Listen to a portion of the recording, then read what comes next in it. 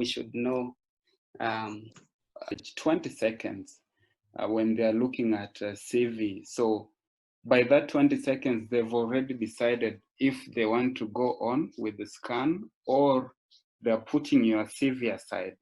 So what this means is that first impression in your CV is very key, very important. And I was just saying that someone once said that there are no second chances for first impression. So once you impress someone, they'll be willing to look further into what you have to bring into the table. If you don't, then your CV will be put aside. The other thing is that half of all CVs, more than 2 pages, are always discarded. So what this means is your CV has to be very precise. Please make it 2 pages maximum, 2 pages. If it has to go to 3+, then you should have a lot of experience, 10 years or more. But at this point, I don't think many of us have had that wide experience. So I'd advise all of us to keep our CVs to 2 pages. That's number 2. Number 3, you should not write your CV in the third person. If you know what I mean, like he did this or she performed this roles.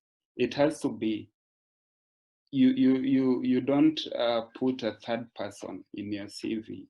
And according to some research that was done, 43% of CVs that were in third person were discarded. 76% were ignored because of unprofessional email. And we'll talk about this later. In your CV, a Gmail is recommended, and reason being, one, it has a lot of components. You can work in the Google Drive, you can do a lot with your Gmail account, and now there's a new feature where you can do a webinar via the Google Meet. So it has a lot of components, and that's why it's advisable that you have a Gmail account, not Yahoo, not Hotmail, not the most recommended one for job seekers is Gmail. Seeing the statistics, a lot of people are unemployed, people who are very much educated, very qualified. And according to some research that I was reading online, on average in Kenya here, I'll talk about Kenya. For one position, 118 people apply for the same role. So 118 people. Now, the one thing that differentiates who gets the job and who doesn't is your CV. Your CV. And actually, they went ahead to say that 35% of people who are applying to that role are as qualified as you are. So think about that. Think about that. There's another issue with CV. Some people lie. And according to that survey that was conducted, 47% of people admitted that their lies did not work. Now, what I'm trying to say is that a CV is the #1 tool that is very important in your job search. And according to this presentation that we have, youth unemployment in the Kingdom of Eswatini, which is Swaziland, is at 45.8%. That's according to International Labour Organization for last year. And the same in Kenya is about 17.3%. And the shocking reality is that of all the people who are unemployed, 64% are young people. That's in Kenya. 64% are young people. And you can see that the statistics in Swaziland is even worrying. 1 out of 2 people, almost half of young people are unemployed. Now, youth population in Kenya is about 20% of the general population. And that number is 1 out of 3 in Swaziland. So in Kenya, universities produce about 30,000 graduates every year. Now, look at this number. These are the people who are looking for jobs. They have the skills, they have everything that it takes. And probably you're one of them, or you are looking forward to changing your job.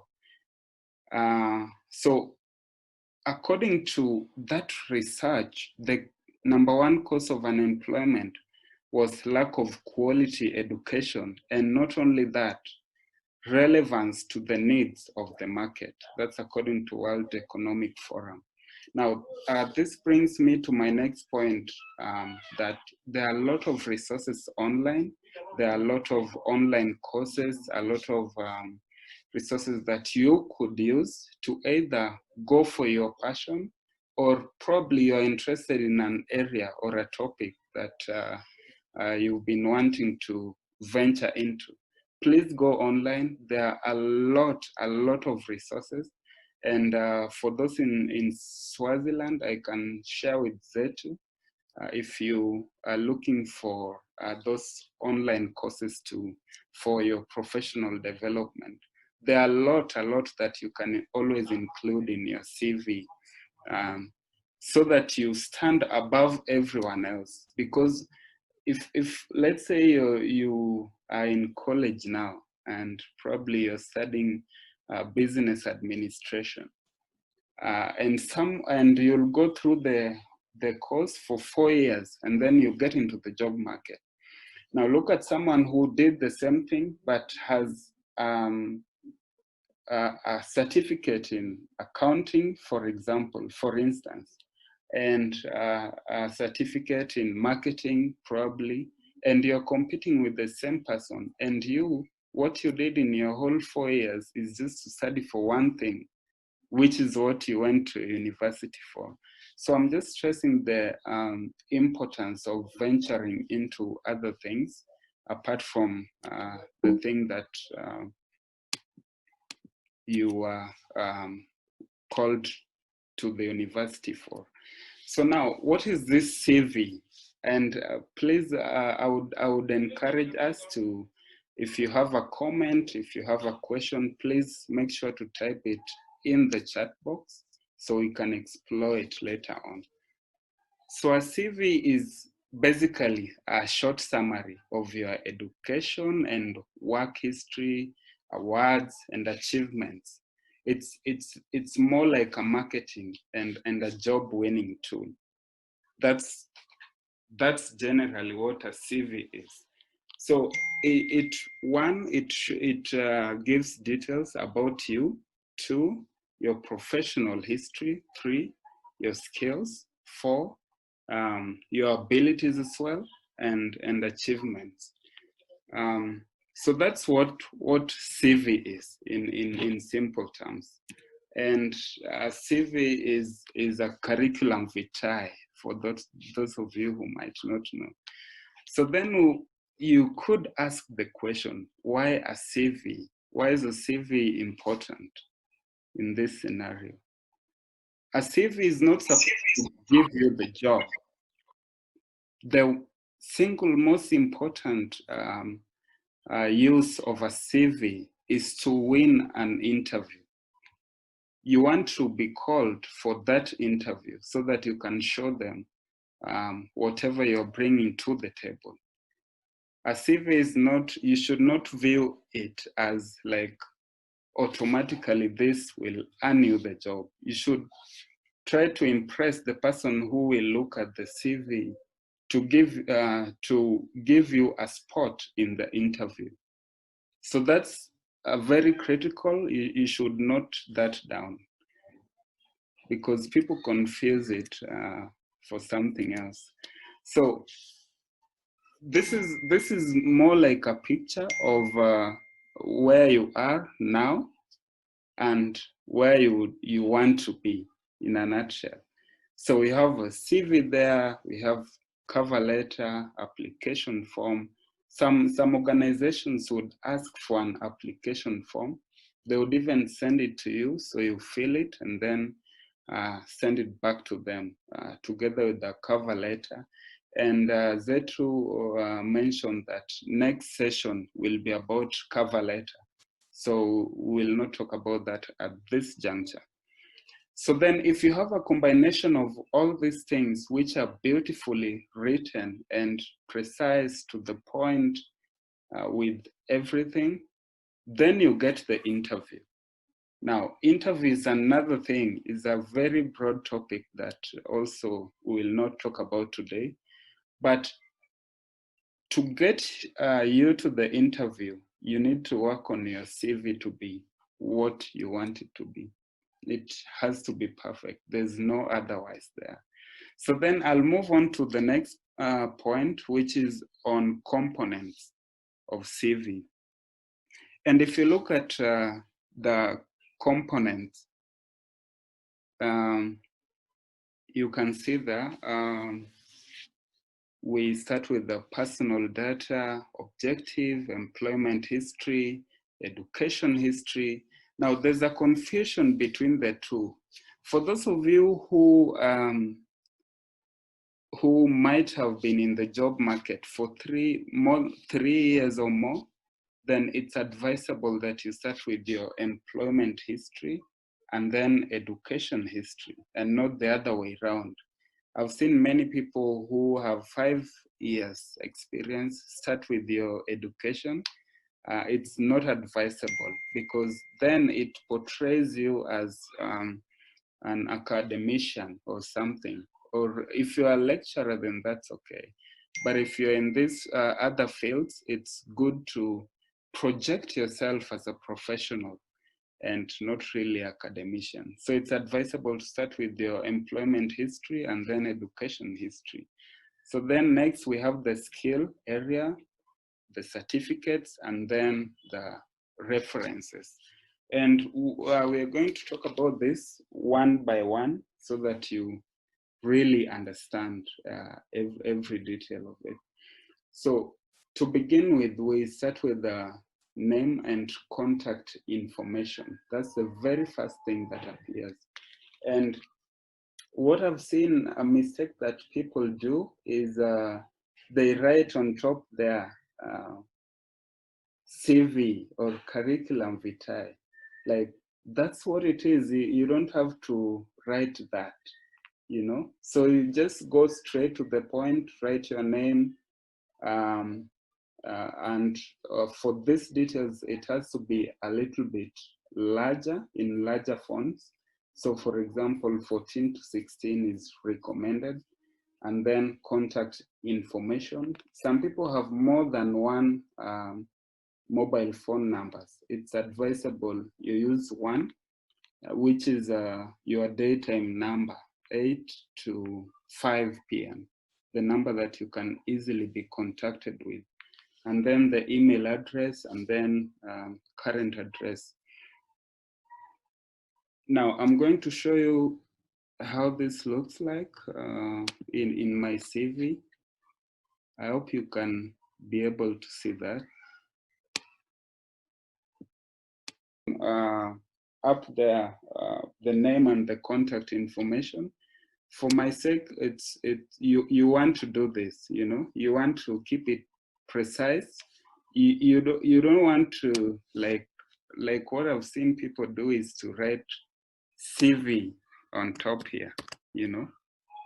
It's like that's already that this is a CV already, so you don't want to do that and waste a lot of space there. And then here you'll write your telephone number. It's good because we are young professionals and the world has become a global village these days. So you want to include your country code right here. You know, I know in Kenya we start with 070 something, but it's a good practice to start with the country code because you never know. And then it's also a good thing to include your city and country there, so that at least the employer already know. Maybe you want, for the case of Kenya, it's a relatively huge country with 47 counties. So maybe you want to go and work in another county. So this helps the employer to already see that, okay, this person is coming from here and the job is based here, so they can already make a judgment on that. And because you're also looking for international jobs, I know some of us want to work with the UN and such, you want to include your Skype address there.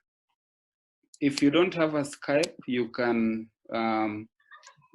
write a Twitter account, something, you know, that they can connect with you. And this is the email thing that I was talking about. I've seen people write funny emails, you know, underscore 47, whatever, you know, like it has to be, don't exaggerate this, you know, like people do some long numbers like that, underscore, you know, just keep it short and simple.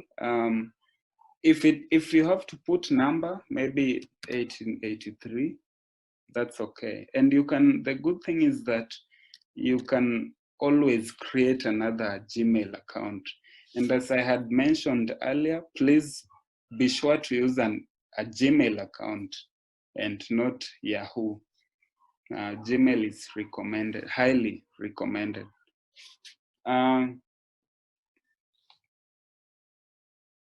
The other tip is that you could include a LinkedIn link down there. See, after, exactly after this. So in the line following there, you could include your LinkedIn. If you feel that it's good to go, if you know what I mean, because LinkedIn also has a lot of nitty-gritties that people don't know. But if you feel like yours is good enough, you could also include the link there. Any, I don't know if there's any question up to there. If there's not, we proceed to the next thing. Just a question, eh? Yes, please. Now, where do we put the age thing, the marital status things, or at this point they are not necessary? At this point, you want to appear professional. So age, Yeah. you know, I'll tell you this for free. Our HR is really a good friend of mine, and she tells me these things.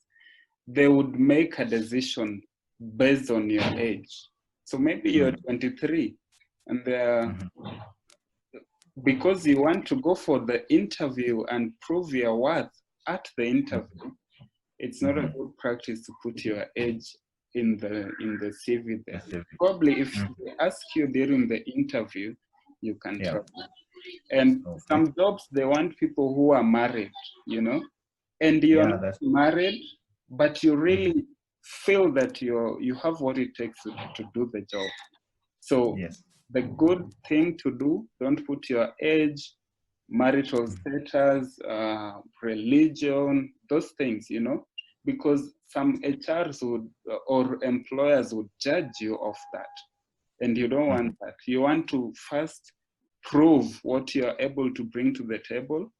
And then they can say, okay, we didn't anticipate to hire someone who is not married, but this person is really qualified, you know, like they stand above the other applicants.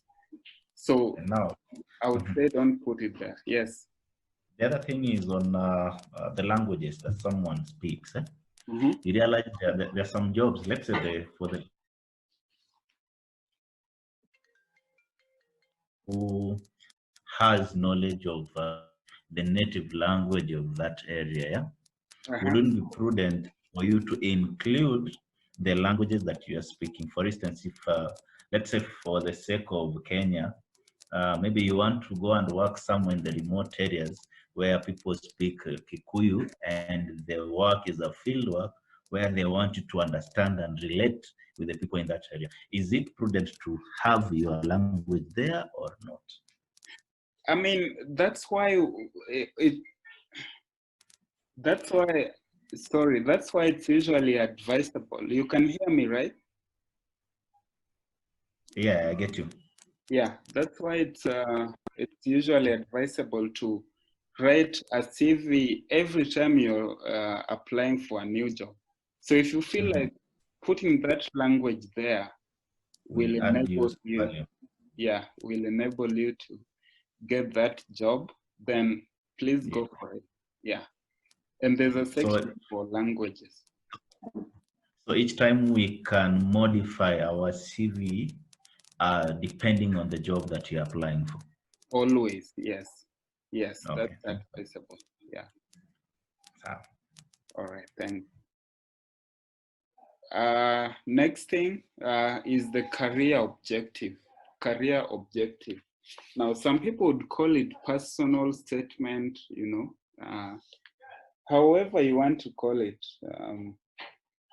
professional profile, career objective, personal statement. But there are key points to note there.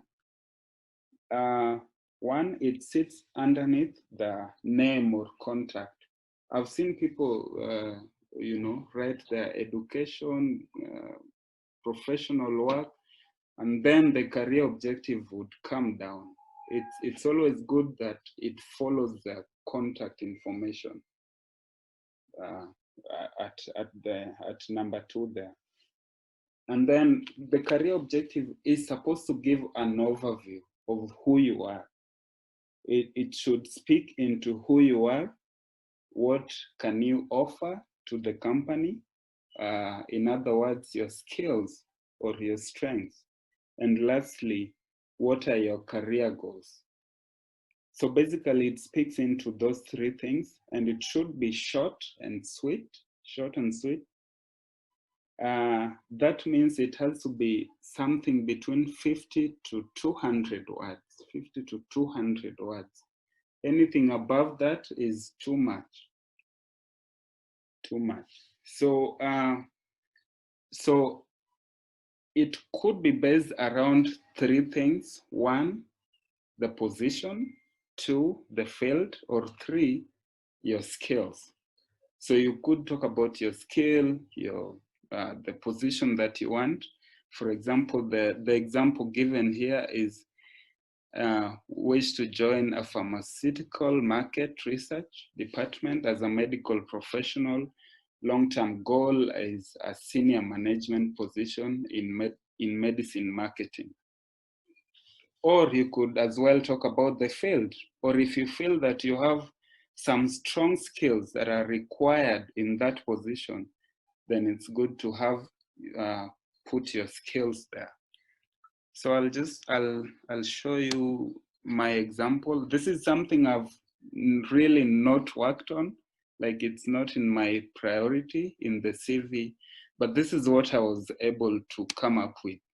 Like in our field, they're more likely to look for a person who is good in writing, for example, reports, you know, and managing projects. Like you design projects, be innovative around it.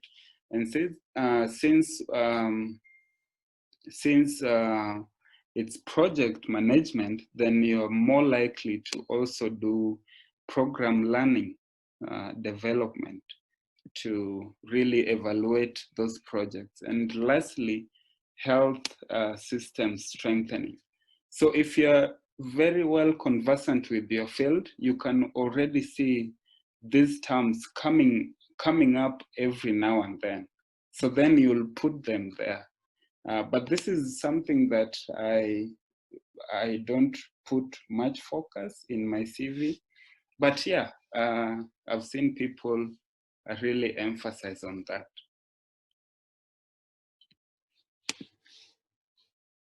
Okay, so that brings me to the exercise that I would want you guys to take a minute, just 1 or 30 seconds, to write down the career objective of your CV. 30 seconds, I think I'm going to time.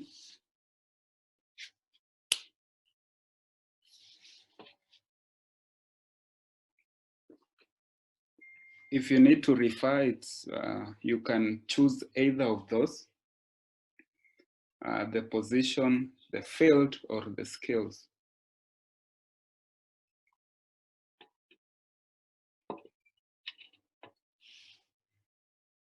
As you do that, we'll move on to the next thing. I think we started a bit late, which is the experience. And this is like the employment history that you've had. It's like the main thing, the meat in the CV, because employers would decide to select your CV based on this alone. They want to see, what have you been able to do? What are you capable of? And these days we have transferable skills. Do you have any transferable skills that could benefit the role that you're trying to take up? So one, it highlights previous jobs, internships, work experience. Some people even put this attachment there. If you feel that in your studies you did attachment that really enabled you to gain some skills that could be beneficial to the work that you're applying, then you should put that there. And then you have to use a chronological format. That means that you have to start with the most recent. If you're doing something now, you start with that, and then you would go to the previous ones in that order. And sometimes you find that you've done some, like I have done some things in attachment or internship or some jobs that lasted 3 months that really do not count, or I just disregard them, then don't include them there. It's not a must that you now include everything that you've done, you know. If you've been out there for some time, you only select those that you think have given you the skills that you need in the current job that you're applying to. So then you would list the name and location of the employer being the organization, and then the position, the month, years worked, as well as the responsibilities. And then most important responsibilities and successes first, and then the least important would then follow. And it's always good to also mention your achievements. Achievement means maybe you are doing some fundraising or grant writing, and you are able to secure funding for the organization. It's good to mention that. And if you want to spice it up, you can use a quantitative, like how much did you raise, you know. If you participated in campaigns, maybe to raise sanitary towels for secondary school kids, how many were the kids, how many benefited, for how long, you know, maybe 3 months or so. It's always good to include those things that you ignore, that you think are not important. They're very important. It's good to include them there. Something else, bullet point each responsibility, be it an achievement, a responsibility. It could be a combination of both, but be sure to bullet point it, and then give figures for impact, and then pick relevant duties. So then I would like to show you an example of from my CV. So you can already see what I was talking about. Or you have to start with the present, and you find that sometimes you are holding some positions concurrently. So for my case, I have two that are currently ongoing. In fact, my CV, I have not updated it since last year, but there should be one up here. Anyway, I'll do that. But if you have maybe two roles that you're currently doing and you feel they're contributing to certain skills needed in the job you're applying, then you include them. But then you start with the one that most stands out for you, if that makes sense. So you include the name of the organization, the location. Location sometimes is very important. As I said, some people would want to apply for jobs in the US or in another country in Africa, for example. So if, for example, my third role here, if I was to apply for an international job, you see, I already have an upper hand because I worked in this country for 1 year. So I'm already above some applicants if we are to apply for a job, let's say in AU or something. So the thing I was talking about is you have to write first the name of the organization and then the location, then the dates right here. And another thing, if you decide to write the date here or down here, no matter how you would want it to look like, make sure it's consistent for every role. If you start here with an organization, make sure the next also you start with an organization, location, and then the dates. Then your role would come down here that way. So it has to be consistent like that throughout the whole thing. Because I've seen people write here organization and then down the date, and then in this other one they write the dates here. It's a bit confusing. So you have to make sure everything is on point, everything, and there's no room for grammar mistakes. There's no room for that. If you started writing here, organizing, then you write here another thing,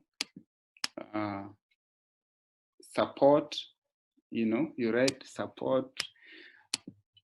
An exemption is here created because this is maybe one-off thing, just one time, but it has to be really consistent. If you started with organizing, then it has to be planning, conducting, creating, except for this one because this is an exceptional. And then the other ones that have already closed, for example, this is July 2018, and now we are in 2020, then you have to use past tense for every role that you've conducted.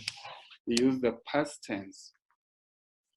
Same to these other ones, past tense, all of them. So, that being said, unless there's a question, I beg to move forward.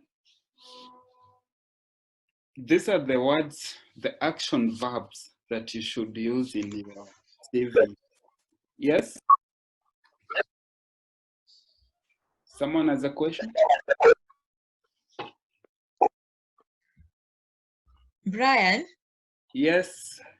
Yes, so you've said we include even the volunteer, okay, especially if you don't have a job or this is your first job or it is one of those startups. So what if the job that you're applying for and the volunteer that you did are very different? Should you also include it or you can leave it out? And then my other question is for gap years, if I don't include it, they'll be what are you doing, after campus to 1 year, what are you doing in between years? So yeah, help me address that. Okay. on to your second question on what you are doing. I don't think at this point the employer could be interested in that gap to really ask you to explain. But if they insist, then maybe you could say you are taking a break, or you are working on a personal business, or you had a health condition that you are dealing with. But it's highly unlikely that they will ask you that if they see that you have the skills that they want. Otherwise, I would also leave it to the members. If you have a comment, please post it there, and we can address that. Now, Fula, what was your first question? My first question was, what if you're applying for a job that, okay, right now things are thick, so people are applying for anything, right? So maybe I have done volunteer in other sectors, let's say in the health sector, but I'm applying for a totally different, what is it called, like area of expertise. Should I also include the things that don't really, are not in line with whatever I'm applying for, like the type of job that I'm applying for? My belief is always that in everything that we do, there's always a skill that you get which is transferable. So, for instance, say in marketing, for example, you want to move from banking to marketing. Just for instance, in banking, you will deal with clients, so you already have that customer relations skill that you could potentially use in marketing. So it's about your words, how you're going to package it. That's it. You have to project yourself in such a way that the skill you gained there is going to help you in your new role. So you have to really insist that, okay, I think it's how you package your words. You have to package in such a way that that skill is transferable.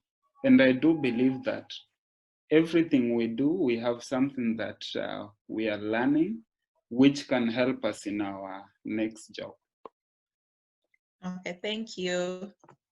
Thanks, Nafula. And I would encourage others to also respond to the same in the chat box, if you may.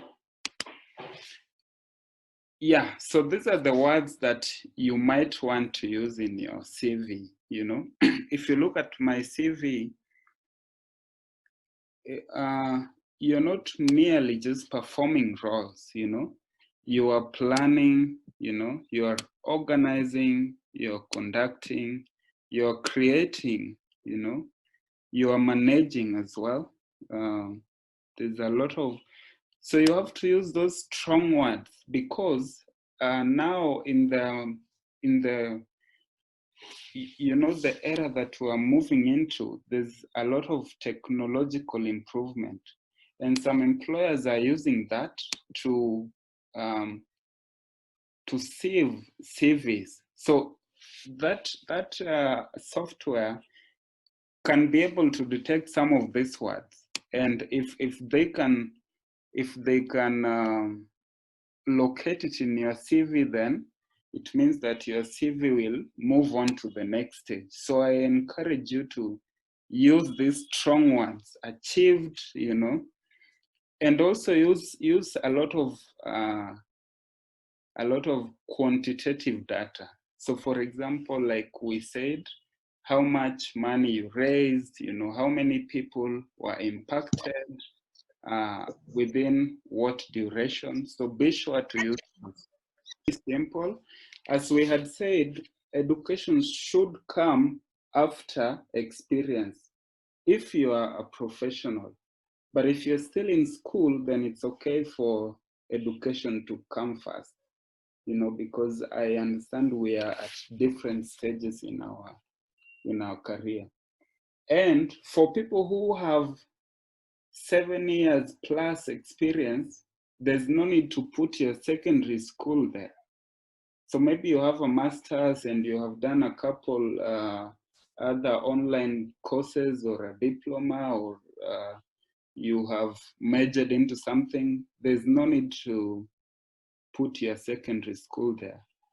If you're 3 years, you have a 3-year experience, 2 to 3 years there, then primary education, you do away with it. You don't put it in your CV. So the more you progress, the more you eliminate these others. The ones that you cannot eliminate are the tertiary education, be it college or university, because those ones really matter. So in education as well, you have to put your degrees there, the month, the year, and a brief summary of important courses that you've taken. And this is especially if you have just maybe concluded college and you feel that you did some units or modules that really helped you to explore a certain area, then you can put it there. So let me show you. As you can see, in the work experience, I have the work and then the volunteer thing there. And education also, you have to follow the same format. If you decide to put the dates there, then it has to be like that all through. If you start with the university achievement, the course and achievement, same thing there, same thing. Okay, we move on. I hope there are no questions. Please allow me to ask a question. Yes, Riziki. Yeah, so a situation where you volunteered, say, all the way from campus, since, say, first year, second year, third year, and then in between you break for internships, of course, and then again, you land yourself in a volunteership program again. Mm-hmm. In that instance, will you say you have X number of years of experience, for instance, 4 years of experience in a certain field, say capacity building or community engagement, per se? Yeah, I mean, it really depends with how you want to look at it.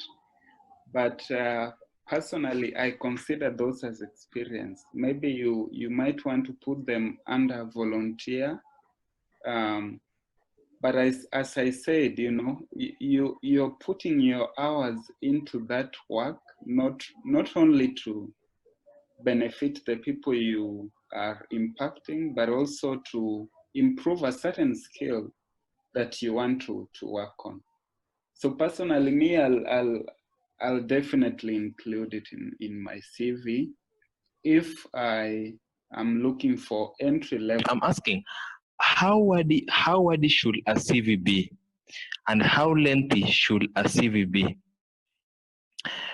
And then just the last question: is it a must after each and every experience you put a referee below it? Thank you. Okay, Tony. First of all, when we began, we said a CV should be 2 pages. 2 pages, nothing more.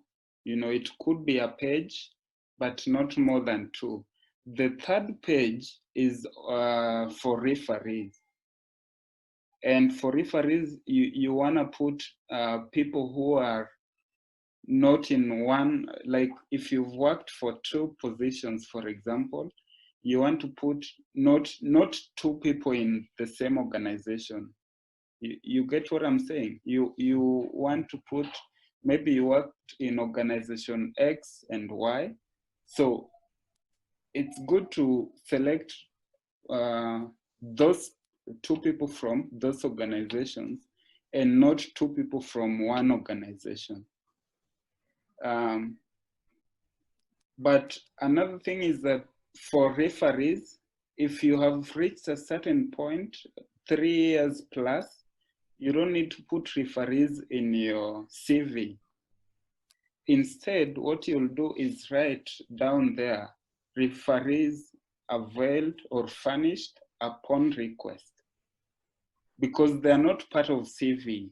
Referee, the point is that after you get the interview, they want to follow up with the referee if indeed what you said is true, or how, maybe to confirm 1 or 2 things. But if you have 3+ years experience, don't put referees in your CV. Only if they explicitly state that in the application request that they put out. Okay, Mwalimu, just a comment on that.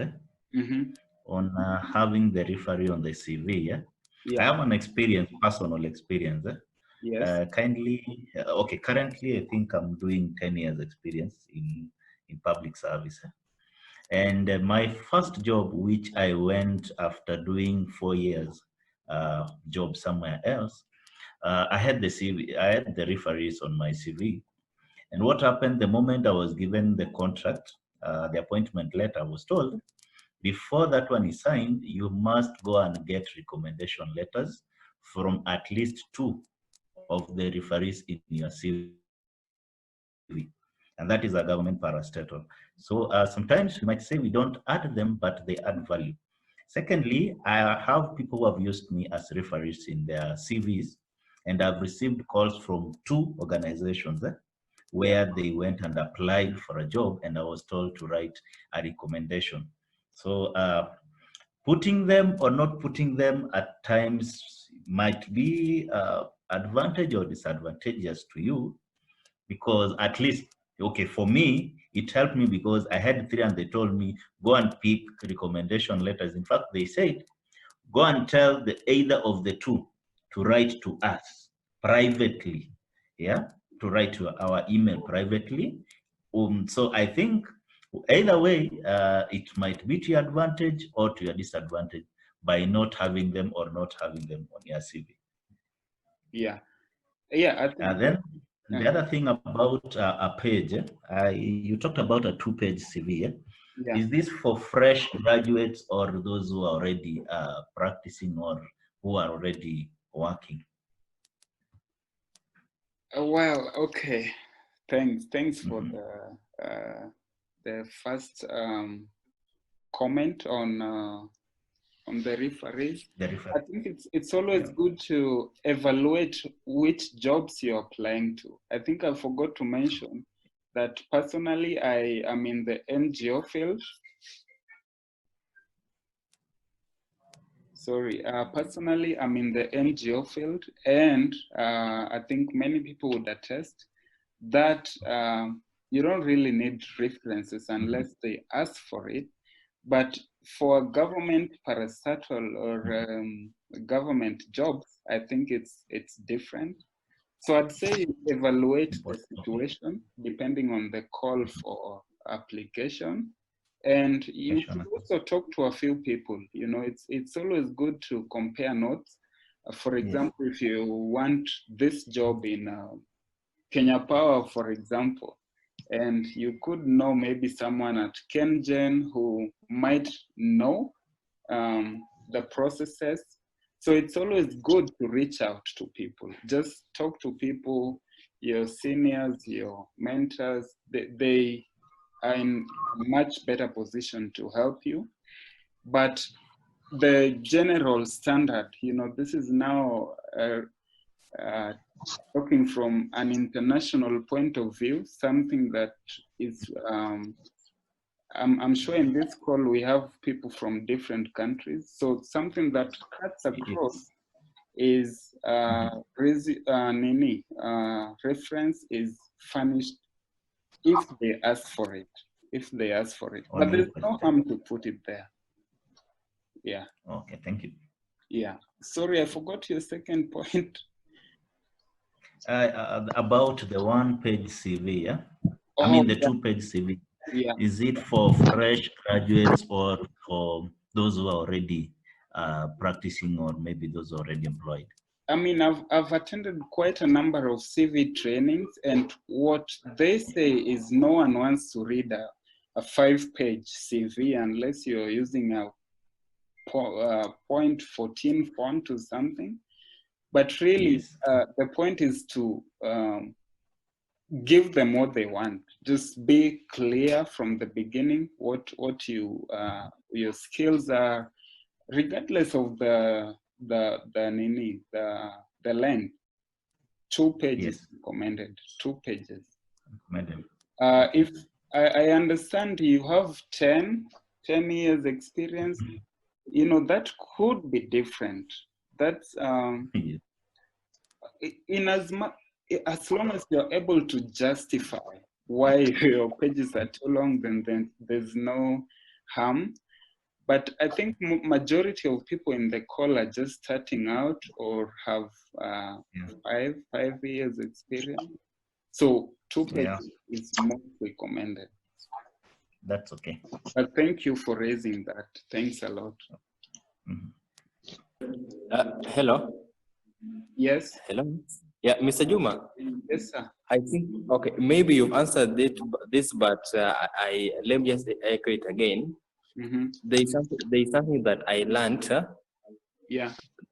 That if you want to write a referee in your CV, Uh-huh. it is important if you inform that person that you wrote him or her on your CV, such that if he or she is called, Mm-hmm.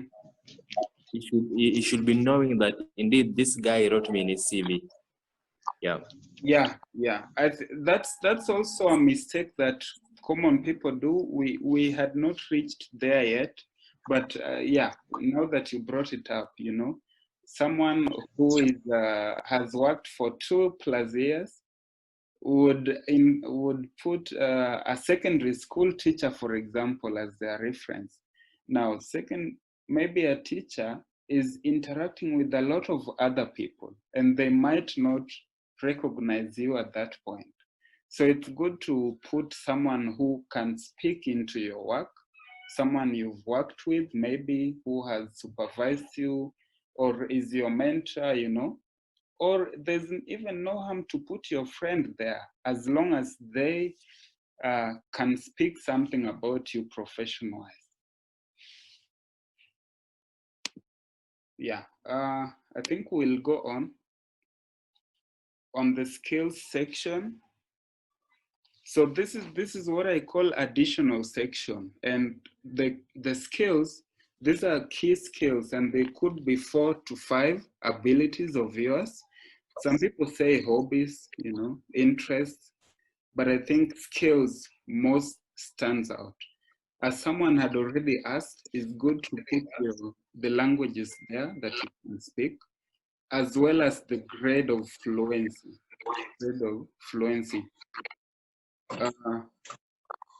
The other thing, if you're talking about interests and not skills, it's good to put those interests that at least relate to that job. For example, if you put yoga, you like yoga.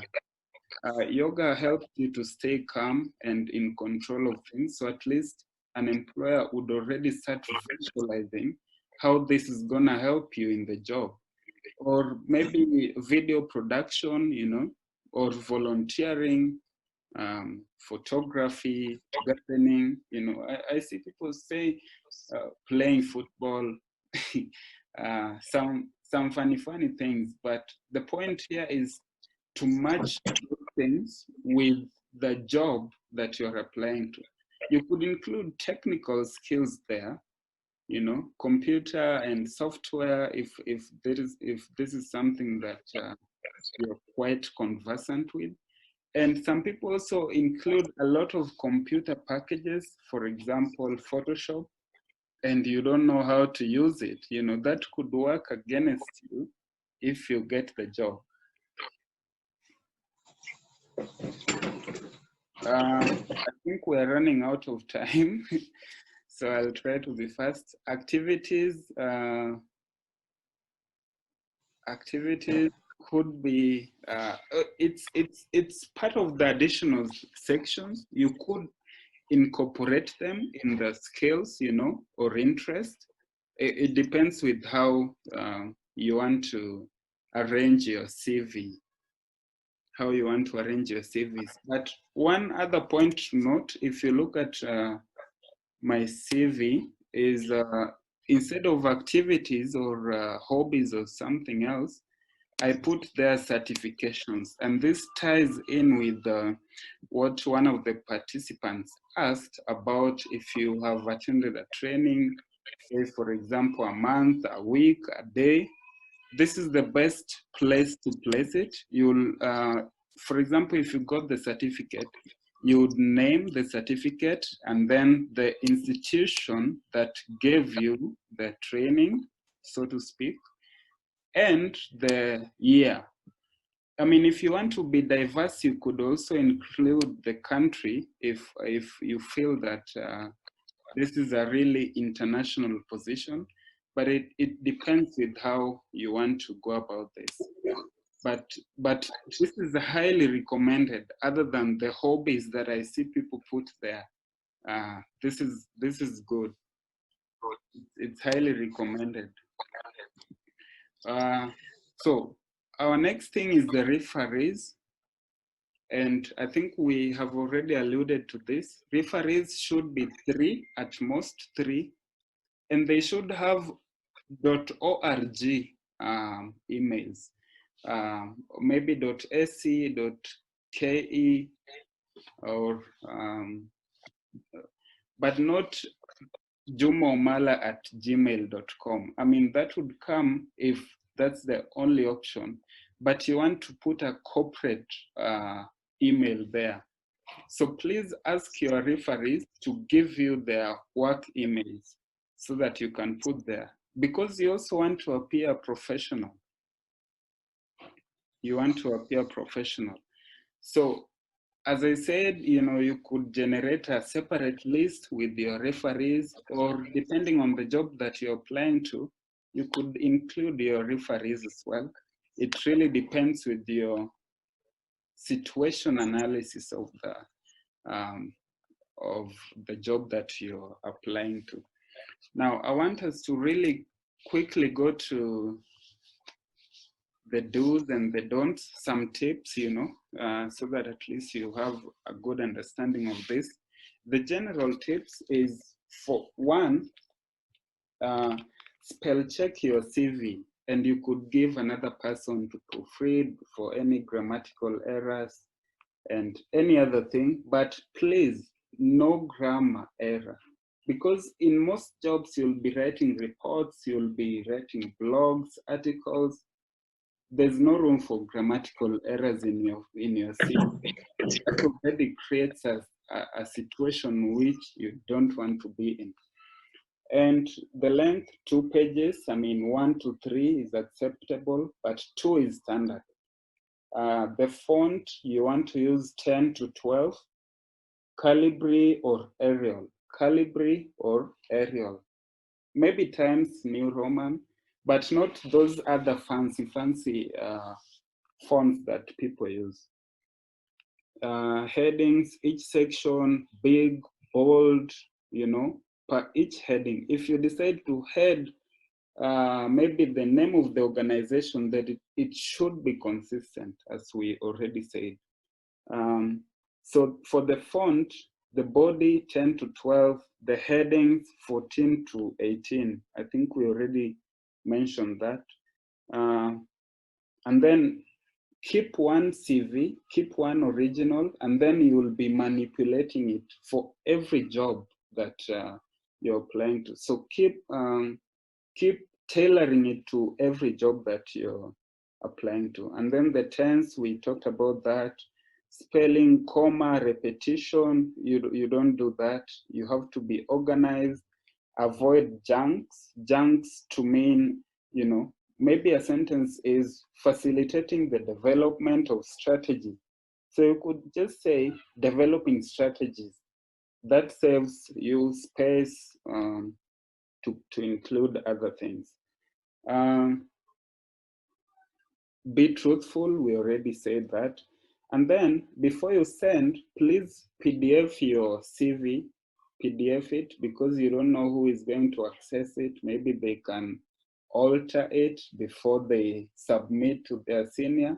So what you want to do is to PDF before you send it. And then don't send your educational transcripts anyhow, unless they ask, and you have to really verify that they want it. Because I think we are so quick to apply for jobs without asking what do they really want. It's okay to email that email provided there, ask one or two things and gain clarity before you start applying. So me, I don't send my, say for example, degree certificate. You don't know who is going to receive it, what are they going to use it for, you know, unless it is a very credible organization with a professional email, and maybe you know someone there, or you have, you know, conducted back check and you have all the information. Now, lastly, the don'ts. Don't put your photograph, because as we mentioned earlier, people would judge you because of that. Oh, how does he look, or she, you know, and probably they would not select you for that. And then the loud colors, some people use capital, it's shouting, you know, just use a sentence, capital, the first letter, like that. Height, weight, date of birth, you know, people would judge you off your age. You're too old, you're too young, you're married, you're single, you know. There's this notion that single people are not serious. They don't have a family to take care of. So maybe someone who is married needs the job more, you know. They make those considerations. So you don't want to give them that impression in your CV. Ethnicity, your health, don't do that. Reasons for leaving your previous job. And then, so this is what I do. I put my friend's name in my reference, you know, so that they can already speak about me. Maybe you left somewhere and you had problems with your supervisor. They will find out later on, but at this point, you don't want them to find out. And then salary information and the title, CV, we already mentioned that. So that, I think that's the end of it. Yeah, that's the end. Maybe